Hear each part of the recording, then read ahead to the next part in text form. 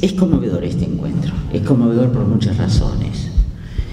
Es conmovedor porque implica una inscripción, por supuesto, en la historia, implica un deseo de filiación de los jóvenes que están acá. Por eso yo no me alegro de que no conozcan aspectos de la historia del psicoanálisis del país.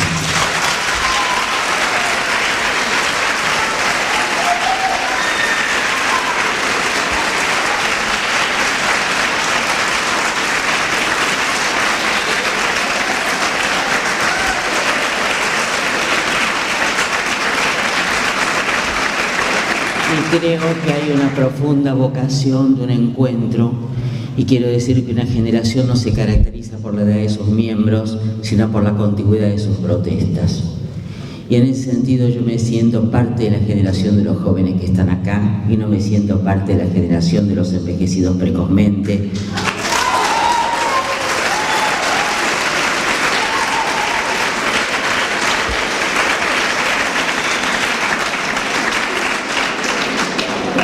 Porque en última instancia no se trata de que yo les dé un legado, sino que conjuntos podamos rescatar algo del pasado y construir algo diferente.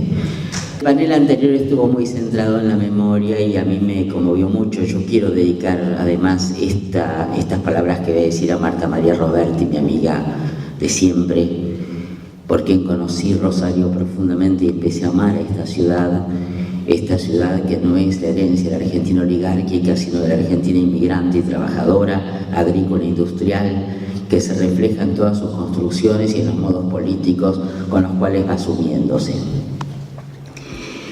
Pero lo que sí me parece interesante es que el rescate no se limite solamente a la memoria de lo que perdimos, porque nosotros no solamente nos robaron 30.000 personas que eran de lo más valioso, no eran 30.000 cualquiera.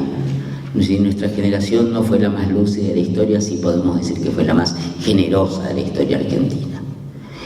Pero no solo nos robaron 30.000 personas, sino que nos robaron 30 años de historia. Y además nos robaron un proyecto histórico. Y la memoria no puede resumirse al sufrimiento que padecimos, sino que tiene que estar engarzada en el proyecto que queremos construir. Y es indudable que de aquel proyecto hubo muchos errores, pero hubo muchos aciertos.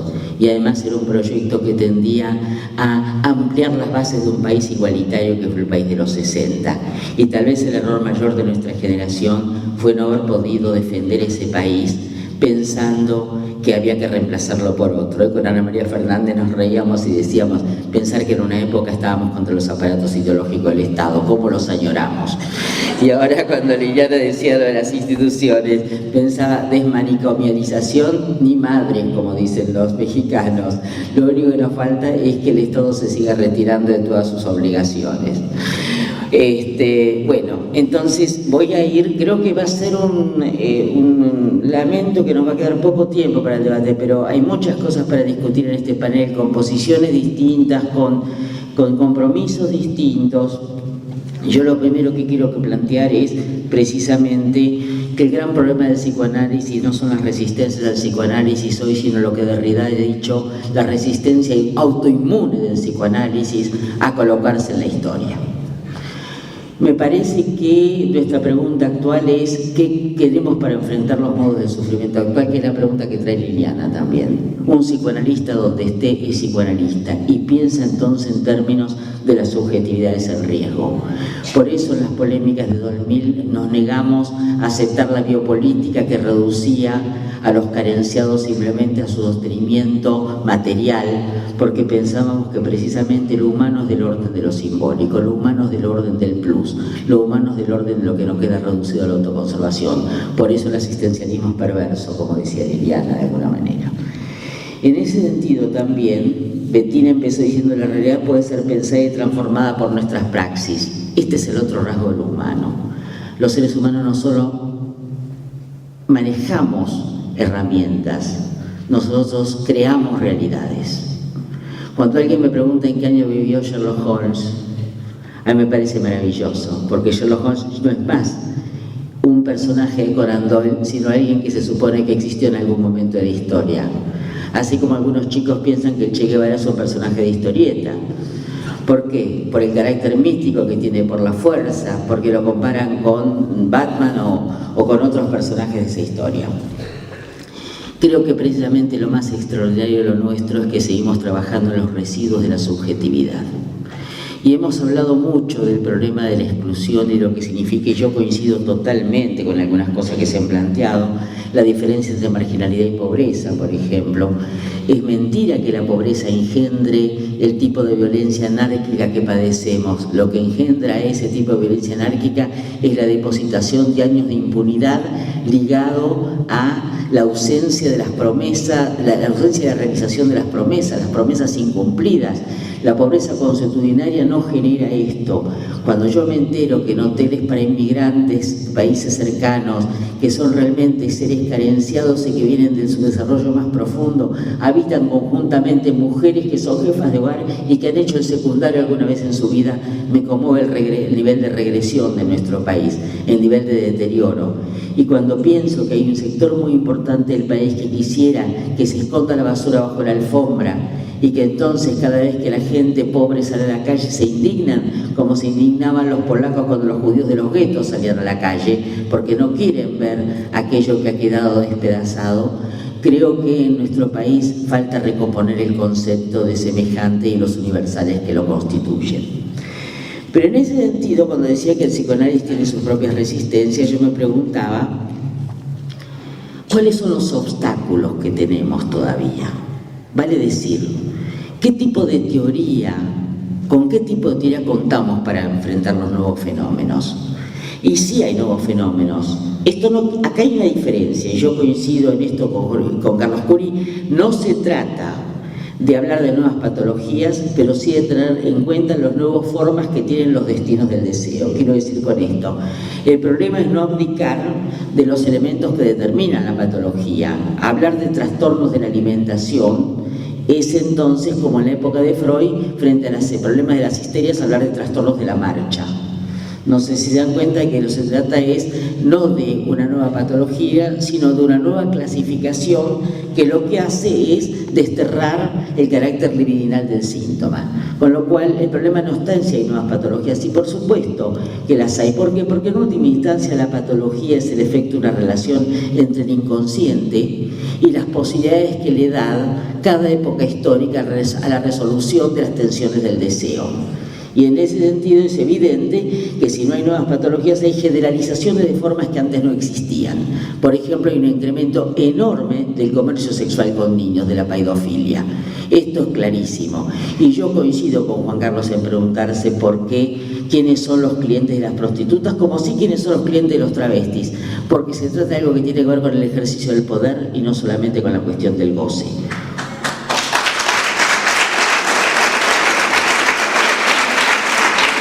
Un paciente mío, muy putañero el pobre, siente mucha culpa, no por salir con prostitutas, sino por la plata que le destinan las prostitutas y que no va a parar a la familia.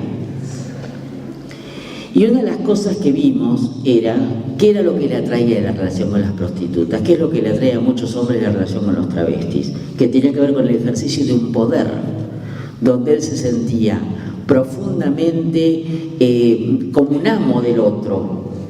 Y en ese sentido entonces no pasaba por el deseo sexual, ni por lo que podía hacer con una prostituta que no sea con la mujer, como se decía antes, sino por las formas con las cuales él podía implementar toda la relación.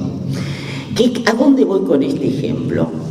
Durante años los analistas tuvimos una serie de problemas con las teorías. Bueno, empecemos la preocupación de Curie, la reunificación con el campo intelectual. Hablemos claro, nuestras declaraciones a veces son patéticas en los diarios. Cuando aparece un caso de transexualismo y un analista sin ningún pudor dice que es un caso de psicosis o que los padres de los chicos transexuales son violentos, a uno se le cae la cara de vergüenza, porque en realidad quedamos a la derecha del Opus Dei. Cuando se habla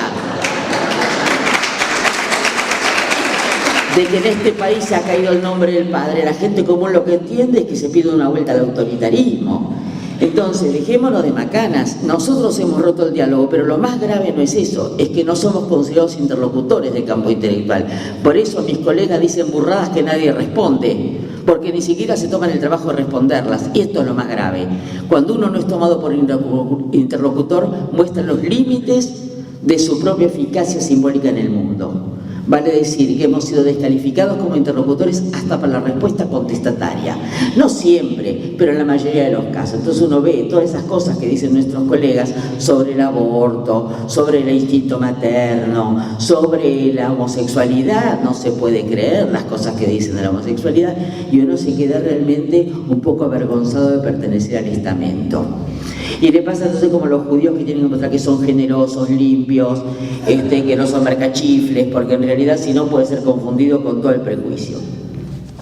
Y eso es un trabajo terrible que tenemos. Bueno, lo cual no quiere decir que la gente haya descreído el psicoanálisis, porque en este país lo que ha pasado es que se descree de todos los estamentos, se descree de los jueces, de los abogados, de los médicos, de los psicoanalistas, se creen personas, porque las instituciones han sido destituidas y la palabra ha perdido su valor. Y en la medida en que la palabra se degradó, se creen personas.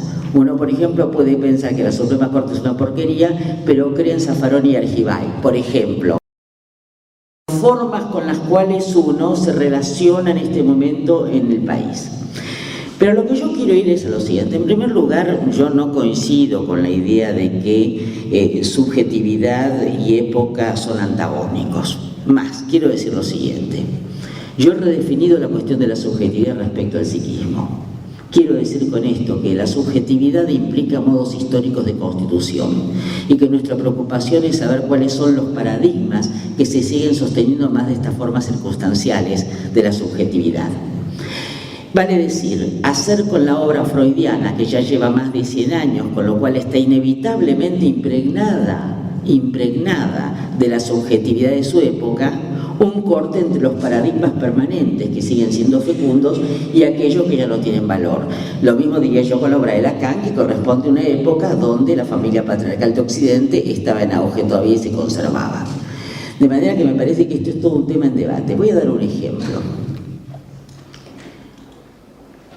Sabemos que los niños de hoy no necesitan ir al campo para lo que hacen los toros y las vacas. En realidad, cuando van al campo dicen, no, igual que las personas.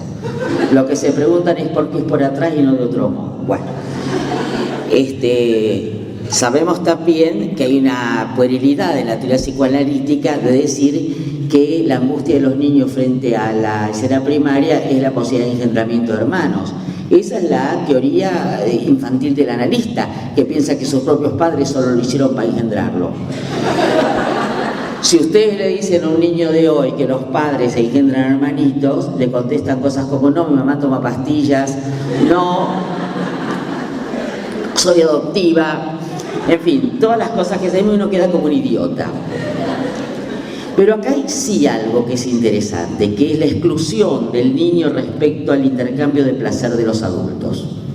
Y esta exclusión, más allá de las formas históricas que tome, está relacionado con una asimetría de poder y saber del adulto sobre la sexualidad respecto al niño. Más allá de que la sexualidad no sea cognoscible plenamente, el adulto tiene un conocimiento sobre esa sexualidad y sobre las formas de su realización y el goce que implica, como le decía un niño al padre, pero contame cómo es un orgasmo, papi, contame cómo es un orgasmo. Y el padre no sabía qué contestarle. ¿Y cómo le va a explicar a un niño qué es un orgasmo? Es como explicar a una embarazada por primera vez cómo son los dolores de parto. Uno le dice, cuando te lleguen ya vas a saber. Bueno. Con lo cual, las formas de subjetividad que van variando van poniendo en crisis paradigmas. Y hay que reformularlos. Por ejemplo, un poco bromeando también. ¿De quién tiene hoy un niño celos? ¿Del padre que lo engendró o del hombre que duerme con la madre? Un paciente mío dice, ay, pobre fulanito, solo tiene 4 abuelos. Para Liliana, que trabaja con familias, ¿cómo se llama? Familias desintegradas, donde hay que estar buscando cómo se ejercen las funciones.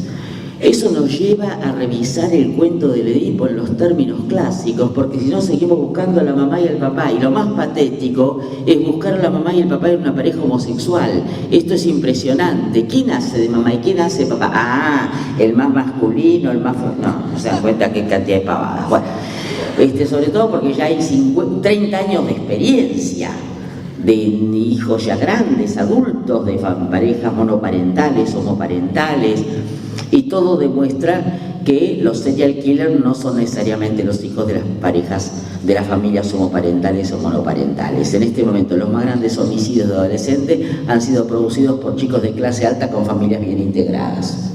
Los Brown, los Junior de Carmen de Patagones, más, vinculados a sujetos que no solo están bien integrados en la familia, sino bien integrados en el Estado, miembros de las Fuerzas Armadas. Bueno, y entonces, cuando yo digo que pone en crisis el paradigma respecto a la subjetividad, quiero decir lo siguiente. Si yo tuviera que redefinir hoy el Edipo y dijera qué se sostiene, porque acá hay algún descubrimiento freudiano fundamental, que es la prohibición del goce intergeneracional. Lacan da un primer paso, que es invertirlo, plantear que esto no es algo endógeno del niño, sino luego que es el producto del modo en que se inscribe en la mente del niño el deseo del adulto y la forma en que retorna. Con lo cual, al invertir los términos, va a plantear algo que es fundamental, que es la ruptura con un endogenismo en el cual el deseo edípico sería como dice en cierto momento, cada estadio corresponde así como se caen los dientes de leche, ¿vieron? Entonces uno llega al Edipo, cosa que no es cierto.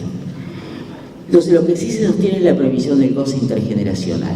Con lo cual, si yo tuviera que redefinir el Edipo, diría que el Edipo es el modo con el cual cada cultura pauta el acotamiento del goce sobre el cuerpo del niño como un lugar de apropiación del adulto. Vuelvo a repetir de otra manera. El Edipo es la forma con la cual cada cultura pauta los modos de limitación del goce del adulto sobre el cuerpo del niño.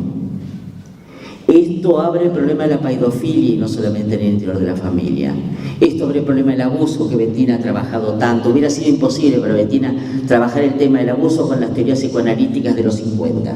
Imposible. Más, hubieran sido todos los niños abusados considerados fantasmáticamente delirantes. Acá viene el gran problema, que es la relación entre el endogenismo y el exogenismo, o considerados simplemente víctimas y no viendo los efectos intrasubjetivos, digamos, de esto que se producía. Con lo cual, hay universales que hay que rescatar, pero para rescatarlos hay que limpiarlos de la chatarra acumulada de un siglo. El concepto de perversión, por ejemplo. Ustedes saben que en Freud hay 2 maneras de concebir la perversión. Una o 2 grandes líneas, una que tiene que ver con el concepto de pulsión parcial y otra que tiene que ver en el texto del fetichismo sobre la teoría de la castración. En ambos casos, y más allá de que no lo vamos a desarrollar ahora porque no corresponde cuáles son los límites y alcances de cada una, en ambos casos lo que está planteado es la imposibilidad de concebir al otro en tanto sujeto, sea con el zapato, o sea con el objeto parcial. No hay sostén amoroso que ligue de alguna manera el goce a la relación amorosa al otro, al semejante. De manera que la perversión uno podría pensarla como, nuevamente, el empleo del cuerpo del otro de manera desubjetivada.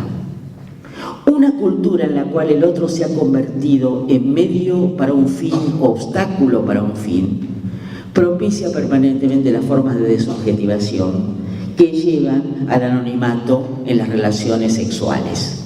Por ejemplo, ustedes saben cómo que los lugares donde van los adolescentes se transa, pero muchas veces ni siquiera se vuelven a reencontrar, no se dan el teléfono, están oscuros, son encuentros de cuerpos, no de personas. Estas formas de encuentro de los cuerpos están planteadas como obtener el mayor goce posible. Ustedes vieron a la Alejandra Rampoglia. La Alejandra Rampoglia explica que da lo mismo un hombre que 3 perros, 4 velas, que lo que importa es que uno sienta placer con eso. Una paciente mía me decía, bueno, usted no estará de acuerdo porque, bueno, debe ser más reprimida, me decía. Entonces, yo le digo, mire fulana, la verdad que eso no importa, lo que sí me importa es que usted está sola y lo que esta mujer le dice es una muy buena coartada para que usted no salga de su soledad y busque a alguien a quien amar y con quien encontrarse sexualmente. Porque en realidad cuando usted me dice que el problema es darse placer y poner 3 pétalos de rosa en una bañadera y usar una vela, francamente, para prenderlo para lo que quieran, francamente lo que me está diciendo es que no hay otro en ese momento. Y es imposible el placer sexual sin un otro, y en todo caso esa forma de goce es una forma permanentemente deshidratante psíquicamente, que va produciendo compulsión e insatisfacción. Con lo cual, yo creo que nosotros tenemos que volver a diferenciar el concepto de perversión y volver a trabajar sobre la diferencia entre ética y moral. Yo estoy acá con algunos colegas lacañanos, sé que hay colegas lacañanos, pero yo quiero decir que para mí el concepto de ética, más allá de la ética del psicoanálisis, tiene que ser planteado en los términos más básicos que un filósofo como Levinas propone, que es que la ética es el reconocimiento de la existencia del semejante y es aquello que viene a irrumpir en mi solipsismo, arrancándome del egoísmo al que quedo condenado. En ese sentido, entonces, la diferencia entre ética y moral se hace claro. La otra vez una paciente me decía algo, voy a contar 2 anécdotas de mujeres muy interesantes. Una que me dijo lo siguiente: esta mujer tenía un marido que había trabajado mucho y seguía trabajando mucho y deslomándose realmente, y había logrado una cierta posición correcta desde el punto de vista económico, no eran millonarios pero vivían bien, y el hombre seguía trabajando mucho, ella siempre había sido ama de casa, una ama de casa muy pulcra, muy prolija, muy trabajadora también, y bueno, se había metido con un amante que era un artista, que no tenía un beso y con el cual tenía una relación pasional.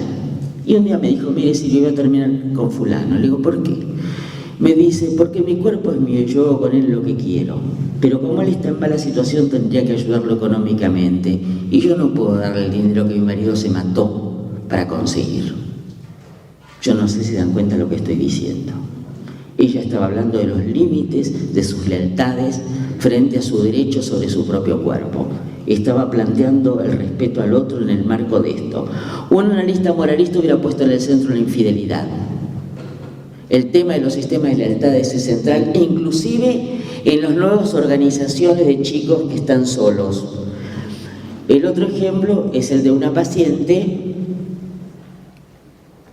que tenía una profunda desconexión emocional y que cuando empezó a reconectarse, a sentirse mejor y además aparecía como muy simpática y muy agradable y era toda una fachada esto, que ella misma no sabía que era una fachada y venía de muchos años de un análisis, y me contó que estaba como ratoneándose con alguien y yo se lo interpreté como una reconexión con la vida, que no tenía que ver ni con el tipo ni con la infidelidad, que tenía que ver con una reconexión con sus posibilidades de erotización y con sus posibilidades de vitalidad.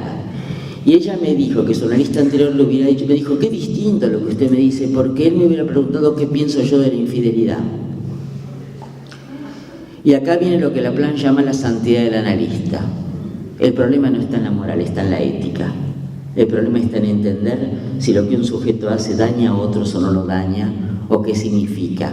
El tema de la culpa tiene que ver con esto, precisamente la culpabilidad, pese a que es una teoría muy difícil de sostener antropológicamente, el del parricidio, y acabo de decir una cosa que va a horrorizar a muchos de los colegas, es una teoría donde lo que opera es el imperativo categórico kantiano. ¿Qué quiero decir con esto? Que uno no hace algo no por el fin práctico que tiene, sino porque quiere que su conducta sea tomada como modelo universal, no por narcisista, sino para que no le hagan a uno lo que uno no le hace a otro. Tan simple como es. El imperativo categórico, dicho en fácil, es no le hagas a otro lo que no cree que te hagan. Esto es lo que se ha deconstruido en la Argentina. En Freud, la teoría de la culpa originaria, que reemplaza al pecado originario y que tiene con la horda y el parricidio, y que es absolutamente insostenible desde todo punto de vista. Sin embargo, pone en el centro la cuestión del imperativo categórico, mientras que la teoría de la castración pone en el centro el imperativo hipotético. Renuncias a tu madre para que no te corten el pito. Es como cuando la madre de antes decían, si robas me muero de vergüenza, y ahora dicen, si robas te echate del colegio. La moral pragmática es una degradación del imperativo kantiano. En ese sentido tenemos que rediscutir las formas con las cuales se constituye la ética. Y cuando nosotros le planteamos a alguien que tiene que renunciar a algo porque si no, no tendría otra cosa, por ejemplo, no te cases con tu hermano porque no vas a tener un cuñado para ir a pescar. O como le decía el padre a un paciente mío, cuando él decía, ¿por qué no me puedo casar con mamá? Porque yo llegué antes, le decía el tipo. Va. Porque te van a salir hijos con colita, qué sé yo. Porque se da a poner vieja antes que crezcas, hay muchas maneras. Yo tenía un colega lacaniano que siempre decía en los encuentros que teníamos en mesas redondas, y yo me pregunto, ¿por qué no me puedo casar con mi madre? Entonces la gente le gritaba cosas muy divertidas, porque es vieja, porque vos tenés una mujer más linda, qué sé yo, cualquier cosa. Y un día yo dije, fulano, tu pregunta es la pregunta que hacen los locos o los niños. La pregunta que se hace el neurótico es ¿por qué deseo a mi madre? No porque no me puedo casar con ella. Bueno, para ir cerrando, porque ya hablé mucho, quiero decir lo siguiente. Yo creo que evidentemente es imposible abarcar el temario que tenemos planteado. Sin embargo, hay elementos que son interesantes. Por ejemplo, el tema de lo bello y lo útil. Cuando yo digo que los seres humanos se caracterizan no solamente por manipular la realidad, sino por construir nuevas realidades, tiene que ver con que no hay humanidad sin plus. Y la apuesta de los pobres en el lugar de asistencialismo es una apuesta desubjetivante, porque lo que se plantea es a qué tienen derecho y a qué no, en términos de mínima subsistencia. Fíjense que a tal punto uno podría decir, ¿dónde está el proletariado? No porque no haya obreros, sino porque el salario que se da de jefes y jefas de hogar no alcanza para preservar una cría que algún día ingrese a la producción. Bueno, se dan cuenta que ya hay una generación que se considera superflua, como diría Bauman, y que tiene que ver con el desrespeto. ¿Y por qué por qué comen medias lunas? ¿Y por qué no van a comer medias lunas? Si precisamente eso es lo humano. No es la nutrición, sino precisamente la oralidad, el placer que se liga a esto. El psicoanálisis tiene muchas cosas para decir, pero tiene que salir de su rutina encasillada de repetir cosas. Hace un tiempo, una nieta mía iba con mi hija en un taxi y tenía 3 años y medio, le dice al taxista, me compré una bikini negra. El taxista le dice, wow, ella le dice, para ir a la pileta. Y él le dice, qué lindo. Ella le dice, voy a ir con Hernán. Y entonces el taxista le dice, ¿es tu novio? Mi hija dice, no, es el mío. Mi hija era divorciada. Entonces el taxista se da vuelta y dice, esta nena tiene un Edipo mal resuelto. Yo digo que cuando los taxistas dicen en tono risueño algo que los psicoanalistas dicen en tono solemne, algo anda mal en el mundo. Y encima el psicoanalista cobra y el taxista lo da de llapa esto.